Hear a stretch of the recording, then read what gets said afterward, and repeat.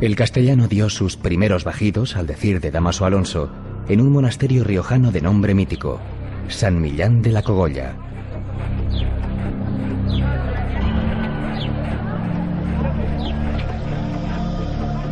No es casualidad que sucediera en La Rioja, cruce de caminos, lugar de acogida, punto neurálgico de la mitad norte peninsular desde tiempos anteriores a los romanos. Tampoco es casual que ocurriera en San Millán. Sus monjes mantenían enriquecedores intercambios con grupos de mozárabes, cristianos llegados de Al-Ándalus. Allí trabajaban algunos de los más famosos copistas de la época.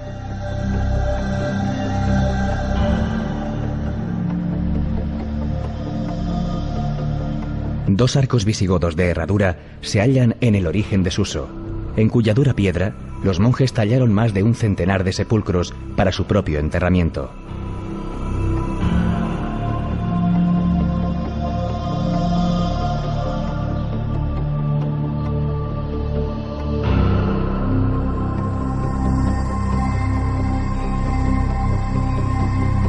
También encontraron aquí su acomodo las tumbas de los 7 infantes de Lara.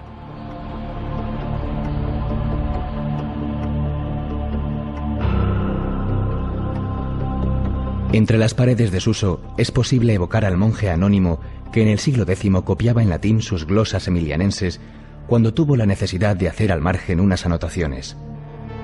43 palabras fundacionales en la lengua que se hablaba popularmente.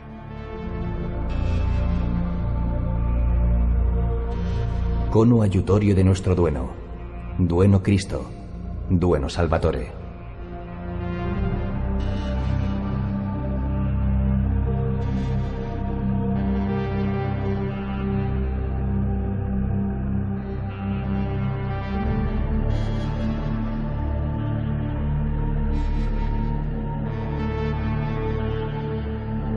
Si Suso había emergido al abrigo de San Millán, de quien guarda la tumba, Yuso, el monasterio de arriba, lo hizo al amparo de sus restos. Mediaba el siglo XI y los bueyes que los trasladaban decidieron no caminar más.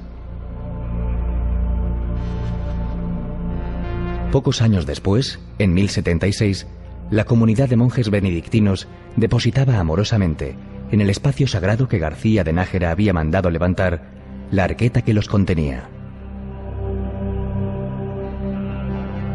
Sus artísticos relieves en marfil narran la vida del santo.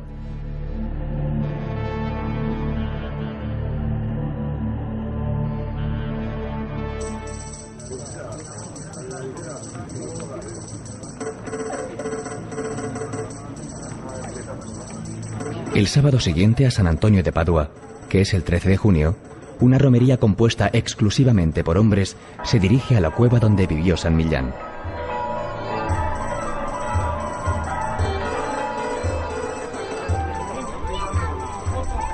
Se llega hasta allí atravesando praderas y hayedos, acompañados por el fragor del río Cárdenas.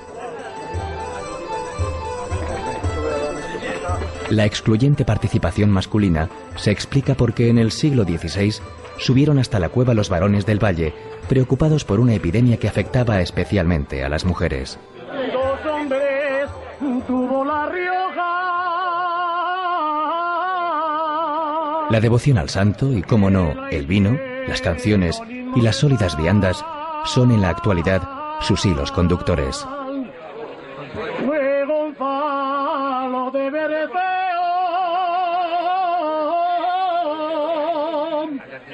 y el glorioso San Millán.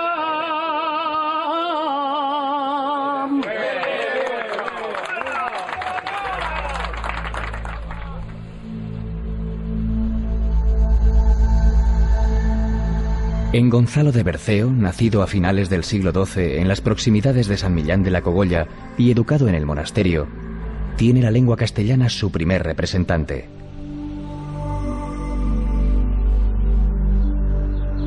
Su magna obra está compuesta por más de 14.000 versos y redactada en cuaderna vía, es decir, en versos de 14 sílabas agrupados en estrofas de 4.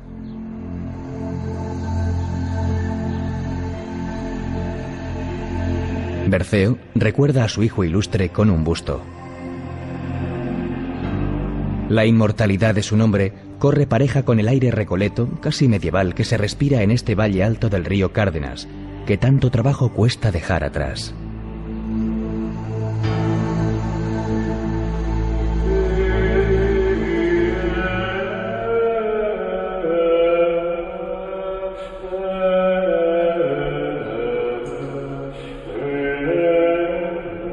En Cañas se alza el monasterio de Santa María del Salvador, surgido en el siglo XII, ocupado primitivamente por monjas cistercienses bernardas y erigido en estilo pregótico y gótico.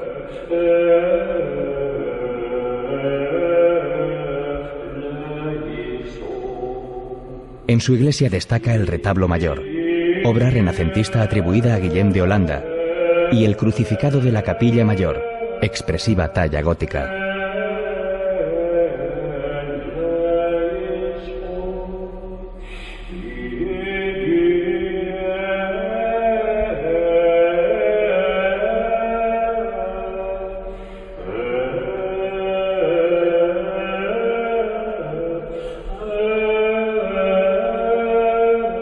Desde el claustro, magnífico, se accede a la sala capitular.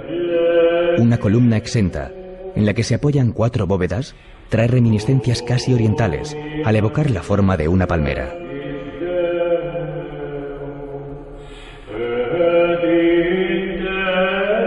El cenobio femenino, habitado hoy por monjas cistercienses trapenses, acoge el enterramiento gótico de Doña Urraca, su auténtica alma mater.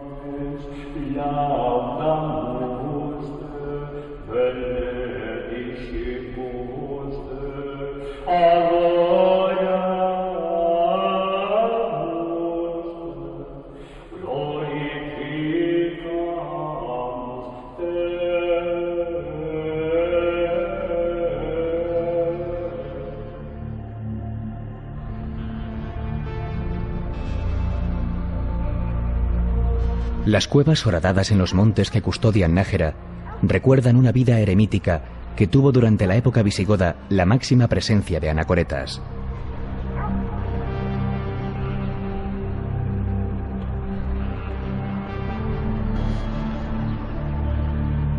En la iglesia del monasterio de Santa María la Real, un dramático calvario en el que destaca el Cristo gótico corona el retablo mayor barroco, trabajado en nogal bañado en pan de oro. Lo preside una imagen de la Virgen, de finales del siglo XII. En Santa María la Real se combinan gótico, renacimiento y barroco.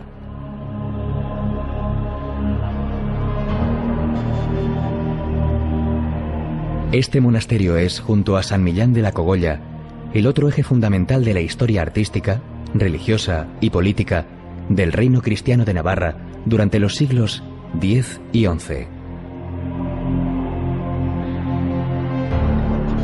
El Panteón Real es el segundo de España, después del Escorial, mientras que el Panteón de los Infantes muestra su joya más preciada, el sepulcro en piedra de Doña Blanca de Navarra.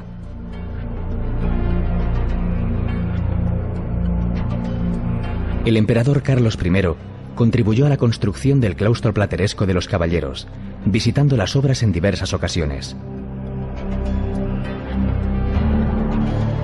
Los benedictinos la habitaron hasta mediados del siglo XIX y tras ellos vinieron los franciscanos, que permanecen en la actualidad.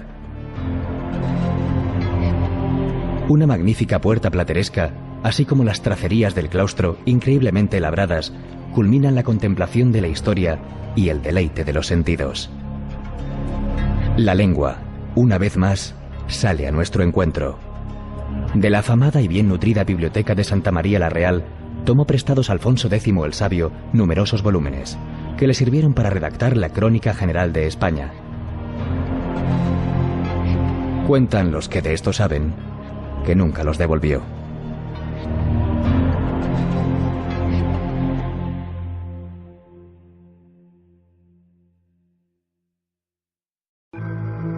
Rioja es sinónimo de vino, de buen vino.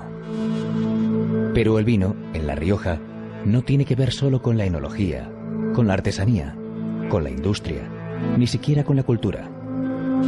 El vino es una manera de entender la vida, una cálida, reconfortante hospitalaria manera de entender la vida.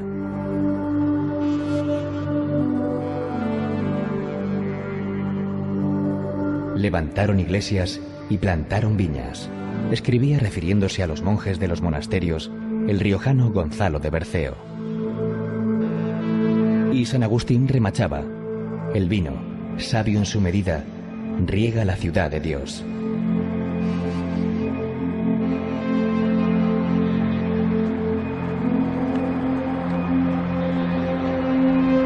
En Briones se alza el Museo de la Cultura del Vino. El recorrido por sus 5 salas de exposición permite una profunda y divertida inmersión en la historia del vino, que es, en cierto sentido, la propia historia de la humanidad. Los utensilios más cotidianos, como vasos, barricas, prensas, botas, sacacorchos o carros, se entremezclan con verdaderas obras de arte. Todo ello bajo la amable supervisión del omnipresente Dios Baco.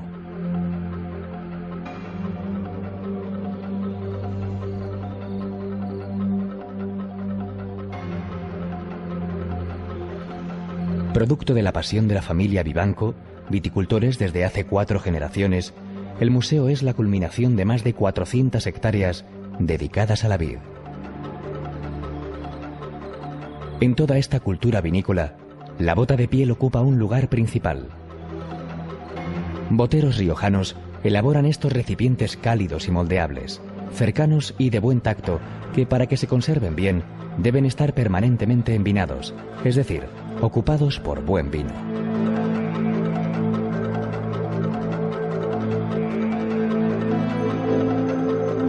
La piel de cabra de la que parten se trabaja artesanalmente. Primero se marcan los patrones que condicionan la forma y el tamaño. Después se echa a mojo, es decir, se mete en agua. Luego se estira con la mano, se plancha, se recorta y se cose. Una vez dada la vuelta se pone a secar, cuidando de que no le dé el aire que, en este punto del proceso, es su peor enemigo. El modo de echarle la pez es fundamental para cerrar perfectamente todos los orificios.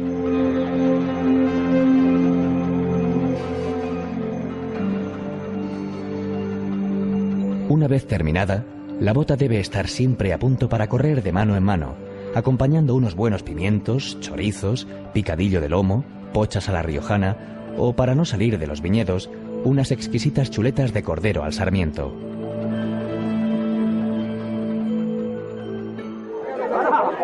El 29 de junio, en la Batalla del Vino, que tiene como escenario los riscos de Bilibio, las botas son protagonistas, aunque no faltan botellas, cubos, garrafones y sulfatadoras para contener los 70.000 litros de vino que se utilizan como festiva y sabrosa arma arrojadiza.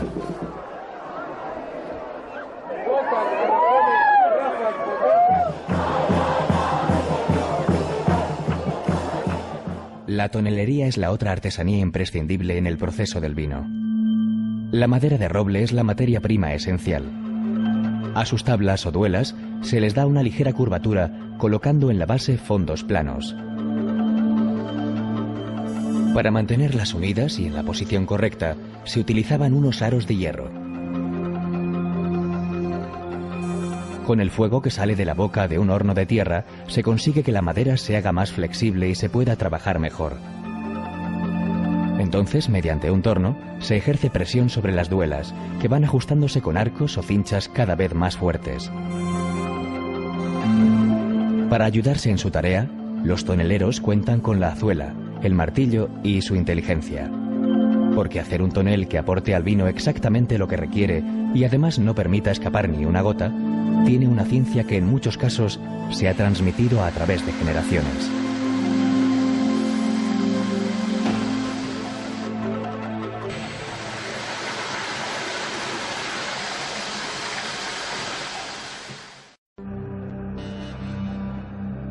Las crónicas hablan de la Tebaida riojana, debido a la intensa vida eremítica que algún día albergó.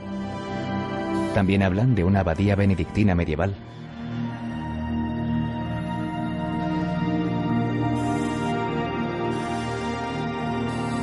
Lo que hoy encuentra el viajero que visita el monasterio de Valvanera, elevado en un gratísimo paraje, Es una iglesia gótica de finales del siglo XV, un edificio reedificado en el XIX tras un demoledor incendio, y lo que es más importante, la imagen de Nuestra Señora de Valvanera, patrona de La Rioja.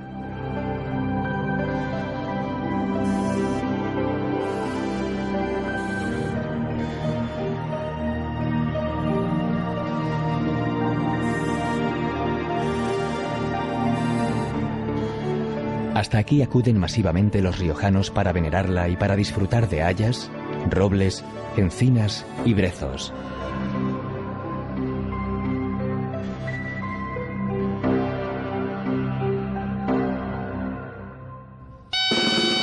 Anguiano, otra cita imprescindible por estos parajes, tiene una doble convocatoria. La del 22 de julio y la del último sábado de septiembre. En ambas fechas, por devoción y en honor a la Magdalena, 8 aguerridos danzadores, aupados en zancos de madera de medio metro, bajan las escaleras de la plaza de la iglesia y girando vertiginosamente sobre sí mismos, se tiran por una empedrada cuesta. Los giros interminables de los danzadores adquieren volumen y color con las largas sayas que portan, hinchadas al viento. De fondo, el penetrante y persistente sonido del tamboril y la dulzaina.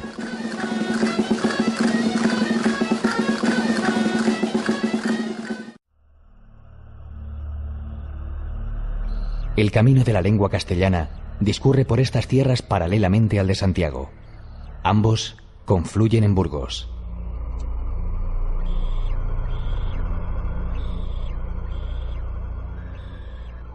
Por lo que respecta al idioma, aquí se produjeron dos hechos fundamentales. La primera edición, en 1499, de la tragicomedia de Calixto y Melibea, la popular Celestina, y en 1554, la edición de La vida del Lazarillo de Tormes y de sus fortunas y adversidades, el libro fundacional de la picaresca española. En cuanto a la ciudad, su faro, emblema, guía y sentimiento es la catedral, obra privilegiada del gótico ojival que empezó a construirse en 1221, culminándose 500 años después.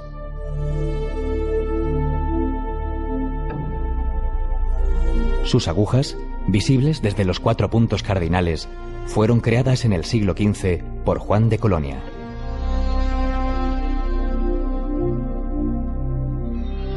La fachada de la Catedral de Burgos desarrolló por primera vez en España el naciente concepto de la estatuaria decorativa gótica, reflejado en un conjunto de más de 60 estatuas que Dionisio Ridruejo calificó de verdadero pueblo de piedra.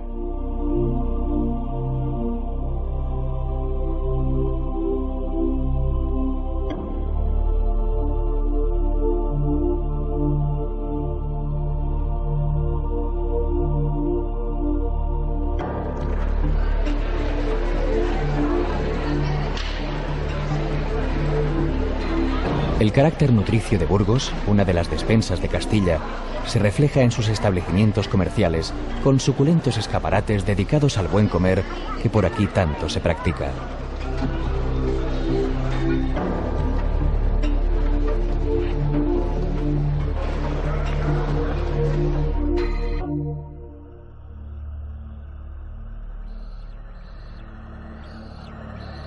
Llegados a este noble asentamiento, seremos testigos de los pasos iniciales del Condado de Castilla si nos acercamos a su colegiata de San Cosme y San Damián. Allí se encuentra la carta fundacional del Infantado de Covarrubias, creado en 978 por el hijo del primer conde independiente de Castilla, Fernán González.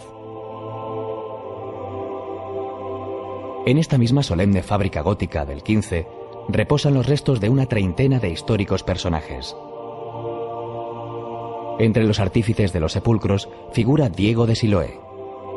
Y entre los enterrados más famosos, Fernán González y su mujer, Doña Sancha, cuyas tumbas fueron trasladadas hasta aquí a mediados del siglo XIX desde el cercano monasterio de San Pedro de Arlanza, presa ya de la incuria y el abandono.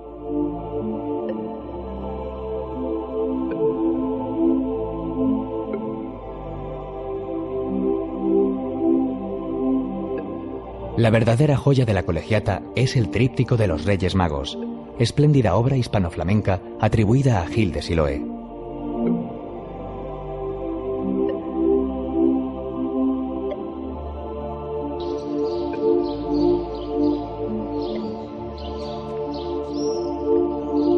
La arquitectura popular, el entramado de madera de enebro de sus casas, los restos de antiguas murallas, los palacios blasonados y las callejas de estructura medieval hacen más sencilla una evocación que bien puede tener como hilo conductor el poema de Fernán González, escrito por mano anónima en el siglo XIII.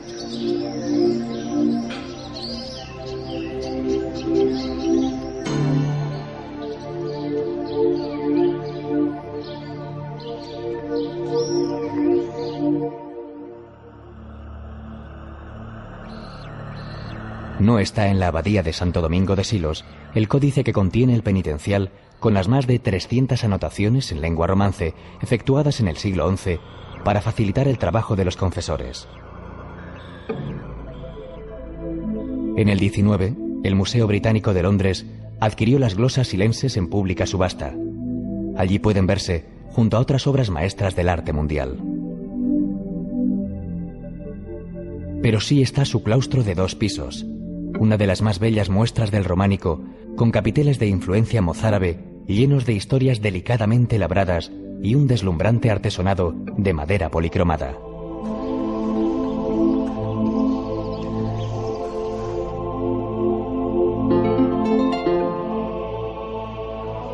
Y también está su ciprés más que centenario, que glosara, entre otros, Gerardo Diego. Enhiesto surtidor de sombra y sueño, que acongojas el cielo con tu lanza.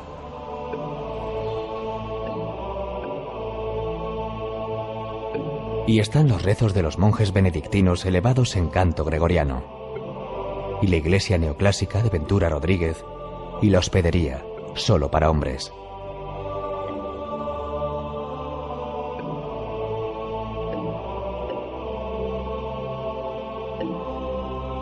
Su magnífica biblioteca contiene incunables y códices en pergamino.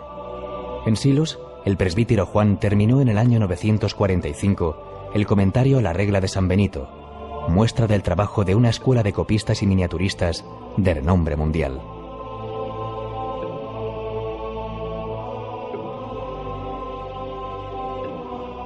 La botica, rebosante de tarros de exquisita cerámica de Manises y Talavera, nació para atender las necesidades tanto de los monjes como de la gente del pueblo.